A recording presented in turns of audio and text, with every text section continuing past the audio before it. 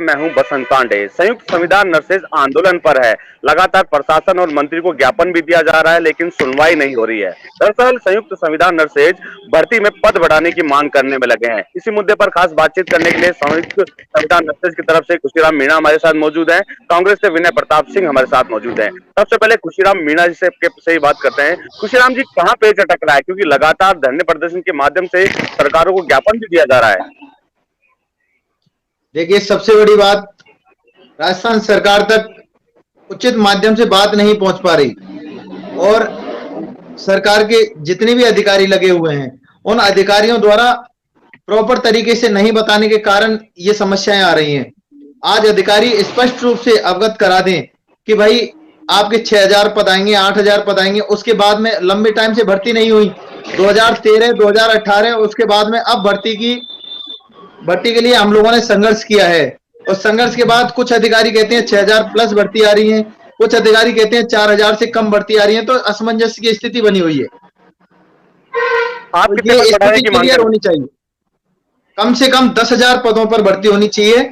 6000 से प्लस में तो सरकार की तरफ से अब आश्वासन मिला है। अब लंबे संघर्ष के बाद पिछले 3 वर्ष से संघर्ष कर रहे हैं और अब सरकार के कुछ अधिकारियों द्वारा आश्वस्त किया गया है कि 6000 पदों पर नर्सिंग ऑफिसर की और 3000 के आसपास एएनएम की भर्ती आ रही है, लेकिन वो धरातल पर आएगी, उसके बाद हकीकत का पता लगेगा। विनय जी, इनका कहना है, जो संयुक्त संविधान नर्सेज हैं, उनका कहना है हमने कांग्रेस को वोट दिया था, लेकिन अब हमारी सुनवाई नहीं हो रही है। हालांकि इनका यह भी कहना है कि अफसर नहीं सुन रहे हैं, आगे आगे तक उनकी बात नहीं पहुंचाई जा रही है। तो क्या यही होगा कि अफसरशाही राजस्थान में हावी होती जा रही है? देखिए, अभी ये जिस तरह से कह रहे हैं, क्योंकि ये विशाल मीणा जी कह रहे हैं, अब उस बात का तो यही ज्यादा बता सकते हैं, लेकिन मैं इतना कह सकता हूँ अफसरशाही हावी है कहीं ना कहीं। कई बार ऐसा लगता है कि अधिकारी नहीं मानते। लेकिन विशाल मीणा जी, मैं आपकी बात हमारे मंत्री जी तक पहुंचा दूंगा और जो आपकी 10,000 की मांग है वो भी रखेंगे और 2-3 दिन में आपको अच्छा रिजल्ट मिलेगा, आप बेफिक्र रहिए। क्योंकि कांग्रेस सरकार का जो हमेशा रहता है कि सबको साथ लेके चलने का हमारा लक्ष्य रहता है। आप हमारे परिवार के लोग हैं, आपसे कोई वो नहीं है। लेकिन कई बार ये जो कह रहे हैं कि बात नहीं पहुंचाना, ये भी एक दुविधा का विषय है। लेकिन आज आप TV9 के माध्यम से आपसे बात हुई है तो मैं आपकी बात वहां तक पहुंचाऊंगा, आप बेफिक्र रहिए और आपका जल्दी ये काम होने के 10,000 की जो आपकी मांग है उसका निर्णय जल्दी होगा और वहां पे ऊपर तक बात पहुंचाएंगे। देखो क्या होता है, उसमें कहा तक वो 6 जाएगी तो आप बोल रहे, हो सकता है 10 हो जाए, लेकिन ये बात आपके ऊपर तक पहुंचाई जाएगी, आप बेफिक्र रहे। 7 दिन का समय दिया है इन्होंने। 7 दिन में अगर मांगे पूरी नहीं होती है तो स्वास्थ्य भवन से लेकर मंत्री प्रसाद लाल मीणा के आवास का घेराव की भी चेतावनी दी है। देखिए, अब ये लोकतंत्र में सबको अपनी बात रखने का अधिकार है, धरना प्रदर्शन करना इनका मौलिक अधिकार है। मैं उसके लिए इनको वो तो कहूंगा नहीं कि आप ऐसा मत करिए, लेकिन 7 दिन से पहले आपके पास कोई ना कोई अच्छी खबर आ जाएगी, आप बेफिक्र रहिए। क्योंकि आंदोलन करना आपका हक है, लेकिन सरकार आपकी बात सुने, वो बात मैं वहां तक पहुंचाऊंगा और जल्दी आपकी पक्ष में मुझे लगता है ऐसा हो जाएगा जी। क्योंकि सारी बातें अभी उन्होंने भाई की कितने बेरोजगारों की बातें मानी है तो आपकी भी बातें मानी जाएगी, ऐसा नहीं है। क्योंकि धरना प्रदर्शन करना तो आपका हक है, लेकिन हम आपकी बात ऊपर तक पहुंचा देंगे माननीय प्रसाद जी तक, आप बेफिक्र रहिए। खुशीराम जी, विनय प्रताप जी कह रहे हैं आपकी बातें पहुंचा दी जाएगी, लेकिन अगला स्टेप क्या होगा आपका? क्योंकि 7 दिन का अल्टीमेटम दिया था कि उसके बाद बड़ी संख्या में घेराव किया जाएगा। विनय जी, देखिए, हम आज स्टूडियो के माध्यम से और मैं विशेष रूप से आपके चैनल का धन्यवाद अर्पित करना चाहूंगा कि आपने हम कोरोना वॉरियर्स की मांग को एक अच्छे स्तर पर रखा। आपका बारंबार आभार। और राजस्थान सरकार से हम यही निवेदन करते हैं कि आपके मैनिफेस्टो में जो था, आपके मैनिफेस्टो के अकॉर्डिंग ही हम मांग रहे हैं, हम अलग कुछ नहीं मांग रहे।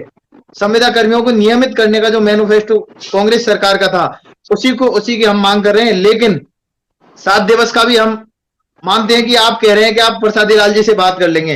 प्रसादी लाल जी हमारे सम्मानीय है और हम रिगार्ड करते हैं। हम गहलोत साहब के बाद उनको दूसरा गांधी के नाम से उनको हम सभी नर्सेज पहचानते हैं और हम नर्सेज ऐसे प्रोफेशन से जुड़े हुए हैं कि हमें आंदोलन की आवश्यकता नहीं पड़नी चाहिए।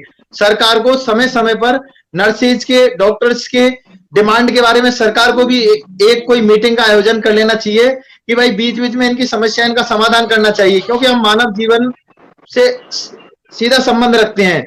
मरीज हमारे पास में जिस तरीके से रहता है, हम एक ईश्वर की तरह भगवान मान के मरीज की सेवा करते हैं।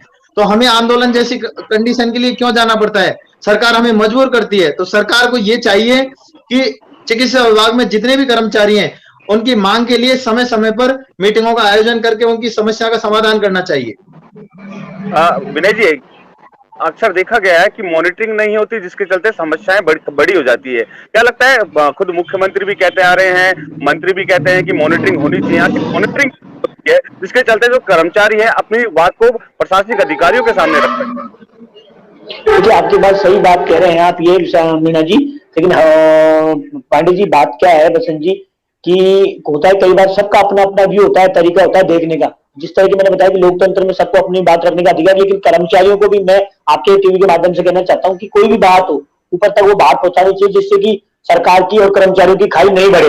भाई सरकार किससे? कर्मचारियों से। सबको मिलकर काम करना है, डिपार्टमेंट कोई सा भी हो तो सबको अपनी मिलकर बात रखनी चाहिए, ऊपर तक अपनी बात पहुंचानी चाहिए, जिससे कि कोई भी आदमी ठगा महसूस न करे, कोई आंदोलन की स्थिति ना बने। लेकिन होता क्या है कि कर्मचारी अपने हर आदमी अपने एक होता है ना, सोच विचार सबके अलग अलग होते हैं। तो मैं तो कर्मचारियों से तय आपके माध्यम से कहना चाहूंगा कि आप सब अपनी बात को सीएम और मंत्री तक पहुंचाएं, बिना डरे बिना हिचके, क्योंकि हर आदमी को अपनी बात करने का हक है। जब आप सच्चाई